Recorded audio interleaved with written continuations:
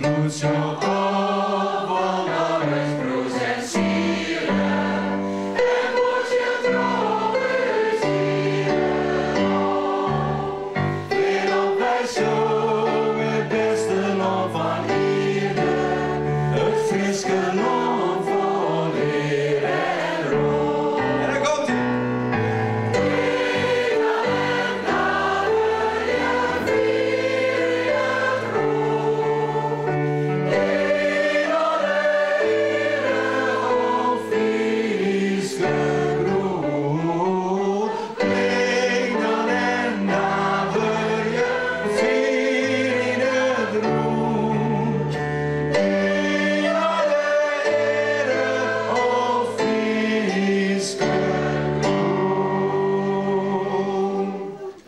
Oh, net gek emotioneel. En tevreden? Ja, ik ben hartstikke tevreden, man. Dat is me dat nou verenigd. Want dan, ja, super. En het is nog maar de helft en we krijgen nog een hele protocolen. Maar geweldig, hartstikke leuk. En met hoe je het oer repeteren in de oude weekend, maar sommige van deze koren al. Ja, geweldig.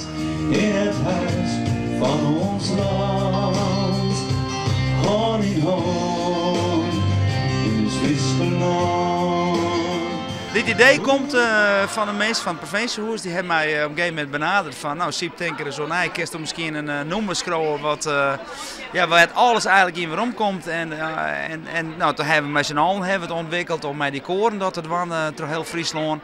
En dan juist inderdaad wat de commissaris, ik zei hoe volle verschillende koren dat je hebt. We hebben viswijvenkoren, we hebben shantykoren, we hebben operakoren, echt fantastische koren in Friesland. En ja, de ene is op wat hoger niveau dan de oren, maar over het algemeen is het niveau hartstikke goed.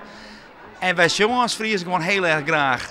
Dus en we zijn straks met 2000 mooie bij maar om dit prachtige mooie provinciehuis te openen.